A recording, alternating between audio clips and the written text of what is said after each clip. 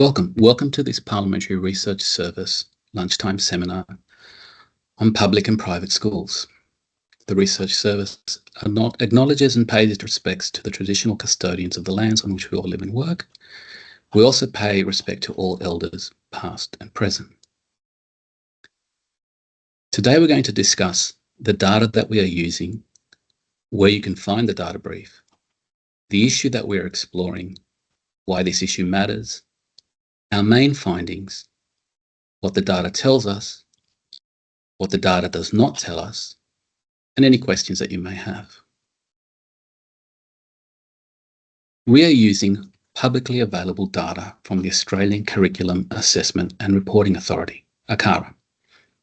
The data relates to the number of schools, students and teachers in each electorate over the period 2009 to 2023 for all three school sectors, Catholic, independent and public. This is the longest period of publicly available data we could access. The data relates to where students are enrolled and where teachers are employed, and not to where they live. The data can be downloaded. The downloaded data includes information on special schools, which cater to students with physical or intellectual disabilities, students who are in hospital, and students who are in juvenile detention facilities. Not all data is available for special schools, so we were not able to include them in the dashboard and tables. You can find this data brief by clicking on the Research Papers tab on the Parliament's website. That will take you to the next page for the New South Wales Parliamentary Research Service, where we have featured the public and private schools data brief. You can also locate it by clicking on the Electorates tab. That will take you to the following page, which includes all our education data briefs. I just want to distinguish between them because they all have a different role. As mentioned, the public and private schools data brief uses annual data going back to 2009 and counts students and teachers based on where they go to school or where they teach, not where they live. The census data brief also contains information on private school students. That data is collected every 5 years and is based on place of residence. The education data brief looks at student to teacher ratios across all three school sectors, not student to teacher numbers. The NAPLAN data brief presents a single NAPLAN score for each electorate, not by school sector. So this is a growing collection of data briefs on school education, which provides lots of different and useful ways to view school education at the electorate level. The issue we are exploring in this data brief is, has school education become more private in each electorate between 2009 and 2023? We are exploring this issue because data from the Australian Bureau of Statistics shows that nationally and in New South Wales, there has been a shift towards private school education. Articles like those listed in the further reading section of this data brief discuss possible causes for this trend, including a possible loss of confidence in the public school system and funding inequity between public and private schools. We wanted to provide members with the data for their own electorate over the longest period possible. Members would then be better placed to know what school education looks like in their own electorate and to consider whether there has been a shift away from public school education in their electorate. If so, is that due to perceived issues with the quality of public schools in their electorate? Or, especially in electorates with a growing population, is it due to overcrowding in public schools, or to the state of the facilities in public schools in their electorate, or to a lack of wraparound services such as before and after school care? Or has the socioeconomic status of people in their electorate changed, which allows them to afford private schools? Or is it due to new private schools being established in their electorate, which cater to the cultural or religious needs of the local community? Or is it due to a combination of some or all of these factors? Of course, our data brief cannot answer these questions, but it does clarify whether any national and state trends away from public schools is occurring in each electorate, and that's an important start. We did find a shift towards private school education in New South Wales between 2009 and 2023. Where there was such a trend, typically it was the independent school sector that grew the most. However, the trend has not been uniform. Each electorate has been affected differently. Some electorates have moved towards private school education, others have moved towards public school education, while others have remained relatively unchanged. Clearly, when it comes to school education, local factors matter. We'll use the dashboard to see what is happening in two electorates with quite pronounced trends, Bankstown and Granville. Then we'll use the tables to explore the data further.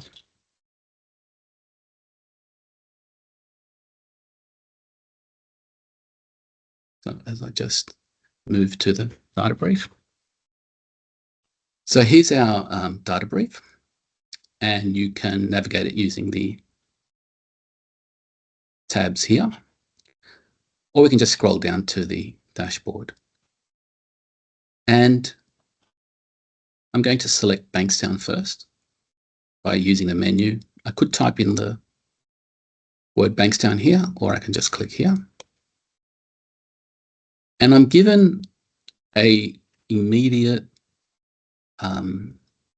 set of information comparing the Bankstown electorate on the left with the New South Wales average on the right. And there's three sets of data relating to schools, students, and teachers. The data in the dark blue relates to Catholic schools, in light blue to independent schools, and in orange to public schools. We can look at the data for each component of each graph, of each column in the graph, I should say, through these pop-up menus. And the totals are presented at the top of each column. There's a couple of immediate things to notice about the schools data in Bankstown. And the first is that there's not much change. In fact, in Bankstown, there has been no change in the composition of actual schools. And even across the state average, it's changed by 1. And that's not surprising. But what you can also see is that Bankstown has about the same number of Catholic schools as the New South Wales average, but more independent schools and less public schools.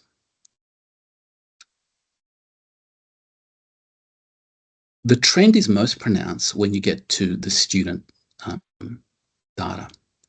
And here we can see it straight away, where you have an increasing trend in light blue here in the number of primary students in the Bankstown electorate that are enrolled in independent schools. And that trend, just by comparing the two graphs side by side, is more pronounced than the state trend. There is a slight state trend here on average, and the numbers are bigger as well. And it becomes even more pronounced when you look at secondary students. There's a steeper rise in the blue part of the graph, the light blue part of the graph. So you're getting more students over time in Bankstown going to independent schools. And while that's also happening at the state level, the trend is faster in Bankstown and the numbers are bigger. And same with teachers, which is not unexpected given the increase in students going to independent schools. And you can see at the state level too, I should point out, there has been the trend of more teachers being employed in independent schools. So now let's have a look at Granville.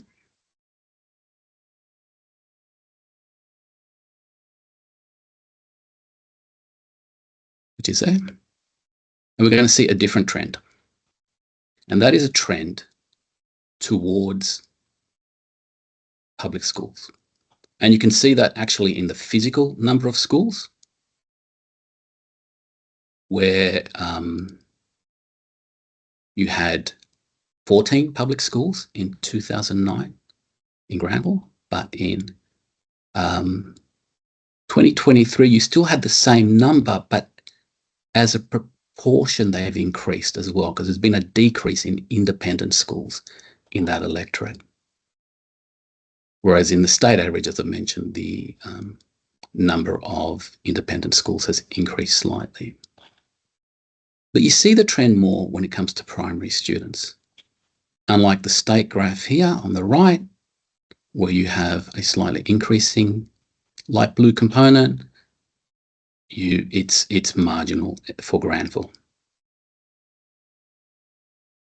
In fact, you've actually had 5,089 students in 2009. And if I can find the figure. No, you had, sorry, I apologize for that. You had 195 independent students and 171. So you've actually had a decrease. And the same thing with secondary students. There's been a slight increase here, but nothing like what's happening at the state level. Similarly for teachers. So that's our dashboard, which provides a quick impression of what's happening in an electorate compared to a state, and can let you drill down on the numbers for each column for each year. Now we'll look at the interactive tables. I've selected secondary students because the trends are bigger. And we can see straight away that the table shows us the New South Wales average. And it gives us the raw numbers for 2023. Gives us the raw numbers on average, 1,070 students in Catholic schools for each electorate in New South Wales on average, 1,461 students in independent schools, and 3,315 students in public schools. This graph tells us what's happened over time from 2009 to 2023. And it tells us that across New South Wales, the proportion of students, secondary students enrolled in secondary schools has gone down from 61.5% to 56.7%. Now that is a percentage point decrease of 4.8%. We can also sort the electorates by both the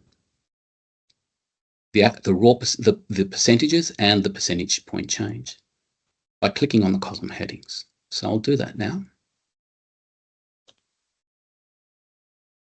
And we can see that Vaucluse in 2023 had the smallest percentage of secondary students enrolled in public schools at 18.5%. If we click again, we'll order them the other way. And we'll see that Winston Hills had the highest percentage of secondary students enrolled in public schools. All of them, 100%. We can also sort by change, the percentage point change, which is very insightful. So that all shows us that it was actually the electorate of Rockdale that shifted the most away from public schools over this time period. And it was a 27.9 percentage point decrease. If we click again, we'll see that Granville, which we looked at before, had the strongest shift towards public school education, a 9.7% percentage point change. And you can see that in the graph over time. In 2009, 49% of secondary students were enrolled in public schools in Granville, but that increased to 58.7% in 2023. So that's the main components of the dashboard. We have interpretation section down here, which it can help you explain what all the data is and how it can be accurately interpreted. And we have the download component here and further reading. I'll just go back to my slides. And we've looked at what this data brief tells us. But it's also important to look at what the data brief doesn't tell us. And most importantly, it doesn't tell us which school system is better. The data brief says nothing about such key factors as student outcomes, student well-being, and teacher quality. And as already mentioned, the data does not tell us why some electorates have experienced a shift from public to private school education and others have not. It is also very important to note that the data does not tell us whether the introduction of any policy has caused any change in an electorate or even across New South Wales. The data does not support making any such claims. It shows what has happened and not why it has happened.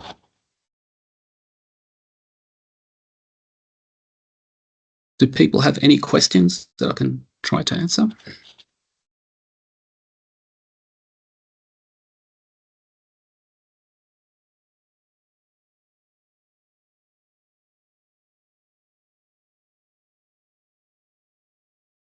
Okay, so we have a question whether we can dive into LGA or individual school trends. The data download provides the enrolment and teacher data for all schools across the time period, 2009 to 2023. We don't have data regarding LGA,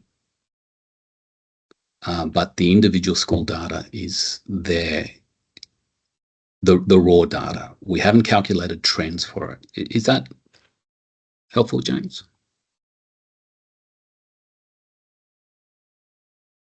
Yeah, sorry. On two devices. My bad. Yeah, that's great. I'll have a look at the individual data. Thank you very much. Pleasure.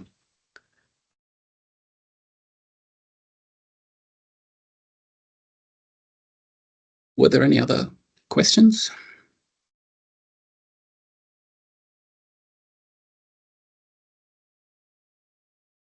If not, I would invite you to let us know what you think about this seminar. It's a very useful way for us to keep improving what we do. Also, let us know about the data brief as well. We'll send out a link to the survey shortly, or you can use the QR code there. That's a very nice comment, James. I appreciate it. Thank you. Thank you. Thank you very much. Yeah, thanks so much, Tom. That was great. Okay. Thanks, Tom. Pleasure. Thank you.